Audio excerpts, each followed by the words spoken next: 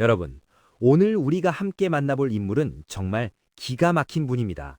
요즘 말로 하면 심리전의 달인이자 전략적 사기의 천재라고 할 수 있는데요. 바로 신라의 전설적인 장군 이사부입니다. 독도는 우리 땅 가사에 나오는 그 이사부 맞습니다. 그런데 여러분, 이사부가 단순히 칼만 잘 휘두르는 무장인 줄 아셨다면 정말 큰 오산입니다. 이분은 나무로 만든 사자 인형 몇 개로 나라 하나를 통째로 집어삼킨 분이거든요. 지금으로 치면 최첨단 홀로그램 기술로 적군을 퇴각시킨 천재 개발자 같은 느낌이랄까요? 자, 긴장하시고 1500년 전 신라로 저와 함께 떠나보시죠. 항복 안 하면 사자를 풀겠다. 역사상 가장 황당하고 완벽한 블러핑. 여러분, 상상해보세요. 울릉도와 독도가 있는 저 멀리 우산국이라는 나라에 신라 군함들이 몰려왔습니다. 그런데 배 위에는 칼든 군인들 대신 어마어마하게 큰 나무 사자들이 줄지어 서 있는 겁니다. 당시 우산국 사람들은 사자가 뭔지도 몰랐어요. 그저 입을 쩍 벌리고 불을 뿜을 듯한 무시무시한 괴수라고 생각했죠. 이사부는 외쳤습니다. 너희가 항복하지 않으면 이 맹수들을 풀어서 모두 밟아 죽이겠다. 요즘으로 치면 적진 앞에 실물 크기의 트랜스포머 로봇을 세워놓고 겁을 준 셈입니다. 우산국 사람들은 혼비백산에서 무릎을 꿇었습니다. 피 한 방울 흘리지 않고 섬나라를 정복한 이 기막힌 전략, 이사부의 머릿속은 과연 어떻게 돌아가고 있었을까요? 그는 무력보다 인간의 공포라는 심리를 이용할 줄 아는 진정한 전략가였던 겁니다. 잠시 안내 말씀드릴게요. 구독과 좋아요는 역사의 숨결을 잇는 큰 힘이 됩니다. 가야를 무너뜨린 옷 갈아입기 작전, 첩보전의 시초. 이사부의 기행은 여기서 끝이 아닙니다. 가야를 정복할 때는 더 기발했습니다. 신라 군사들에게 신라 옷이 아니라 가야 군사들의 옷을 입혔거든요. 요즘으로 치면 상대방 회사의 유니폼을 입고 잠입해서 시스템을 마비시킨 것과 같습니다. 가야 군사들은 자기네 편인 줄 알고 문을 열어줬다가 그대로 당하고 말았습니다. 이쯤 되면 이사부 장군은 너무 정정당하지 않은 거 아냐? 라고 생각하실지도 모르겠습니다. 하지만 여러분, 전쟁터에서 가장 소중한 건 내 병사들의 목숨이죠. 이사부는 명예로운 전사보다 비겁해 보이더라도 확실한 생존과 승리를 택했습니다. 그는 체면보다 결과를 중시하는 아주 현대적인 실용주의자였던 셈입니다. 지증왕의 승부수와 이사부의 야망, 흙수저에서 금수저로? 사실 이사부는 신라 왕실의 핏줄이긴 했지만 처음부터 잘나가는 주류는 아니었습니다. 그는 내물왕의 4대 손이었는데 당시 권력의 중심에선 살짝 비껴나 있었죠. 그런데 지증왕이라는 아주 똑똑한 임금이 이 젊은이의 눈빛을 알아본 겁니다. 이사부는 20대의 젊은 나이에 실직주 군주, 지금의 삼척 군주가 됩니다. 요즘으로 치면 20대의 광역자치단체장이나 사단장을 맡은 격이죠. 얼마나 부담이 컸을까요? 하지만 이사부는 이 기회를 놓치지 않았습니다. 그는 변방에서 힘을 길러 왕의 기대를 저버리지 않았고 결국 신라 영토를 비약적으로 넓히는 1등 공신이 됩니다. 기회를 잡는 자가 영웅이 된다는 진리, 예나 지금이나 똑같죠? 거칠부와의 전략적 우정과 냉철한 가치관. 이사부의 삶에서 빼놓을 수 없는 라이벌이자 종료가 바로 거칠부입니다. 두 사람은 신라의 전성기를 함께 이끌었지만 성격은 판이했습니다. 거칠부가 낭만적이고 학무적이었다면 이사부는 철저하게 결과 중심적인 해결사였죠. 재미있는 일화가 있습니다. 거칠부가 젊은 시절 고구려의 첩보 활동을 갔다가 걸릴 뻔했는데 그때 고구려의 승려 해량이 그를 구해줬습니다. 훗날 거칠부가 군대를 이끌고 북진했을 때 해량을 다시 만났죠. 거칠부는 은혜를 갚겠다며 해량을 신라로 모셔옵니다. 이때 이사부는 어땠을까요?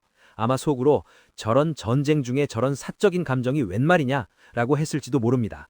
하지만 결국 이사부는 거칠부의 선택을 존중하며 그를 신라 불교의 수장으로 앉히는 데 동의합니다.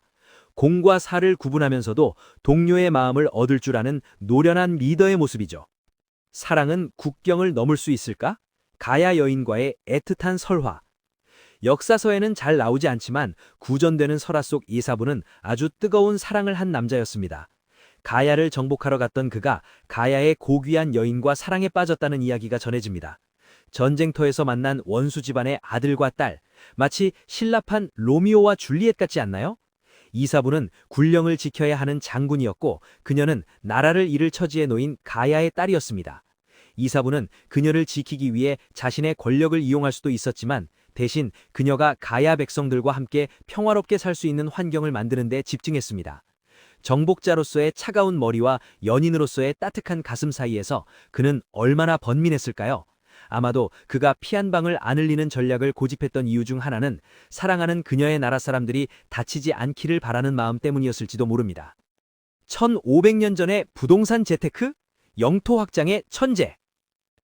이사부의 업적을 요즘 가치로 환산하면 얼마나 될까요?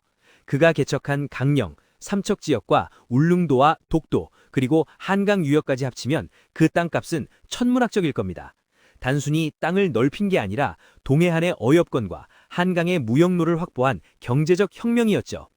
이사부는 군사적 승리 뒤에 항상 길을 냈습니다. 보급로를 닫고 행정구역을 정비했죠.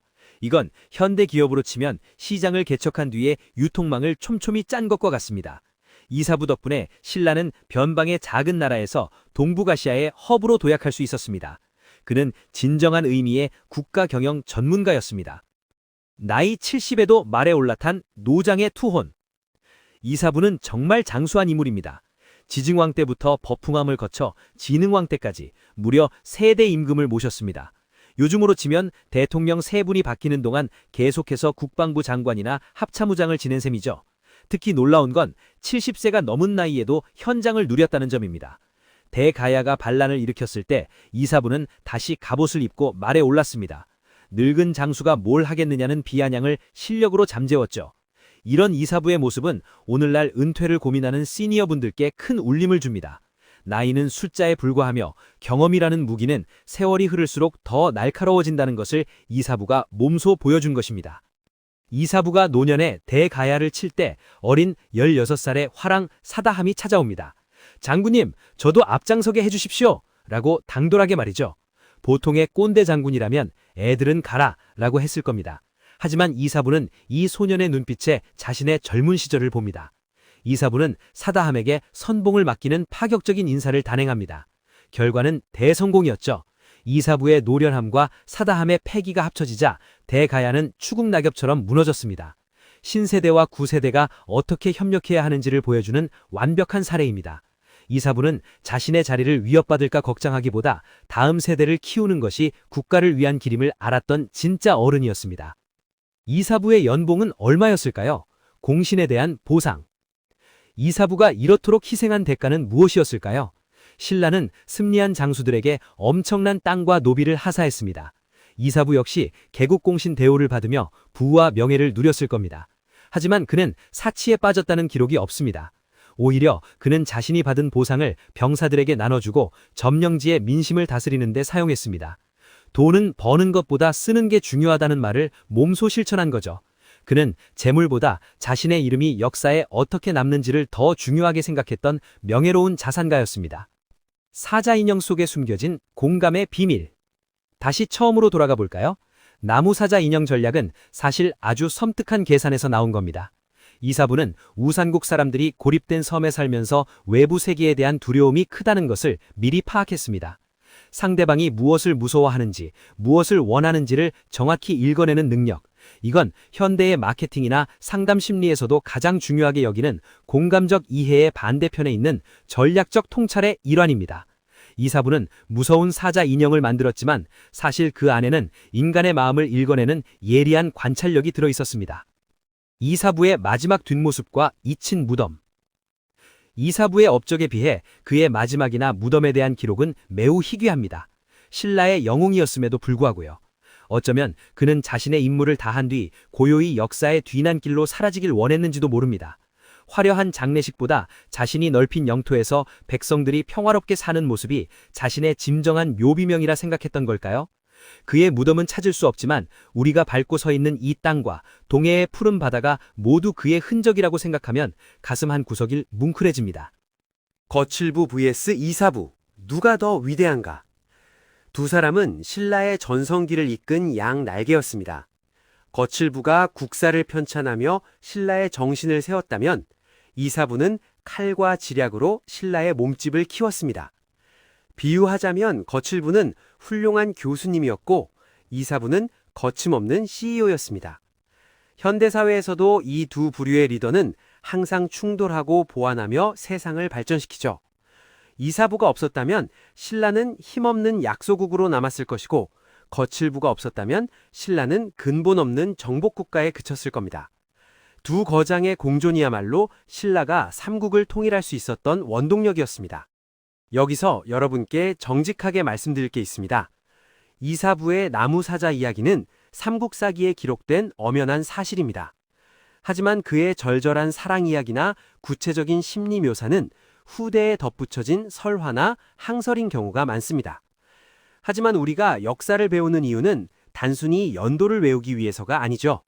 기록의 빈틈 사이를 상상력으로 채우며 그들도 우리와 똑같이 고민하고 사랑했던 인간이었음을 느끼는 과정이 더 중요합니다.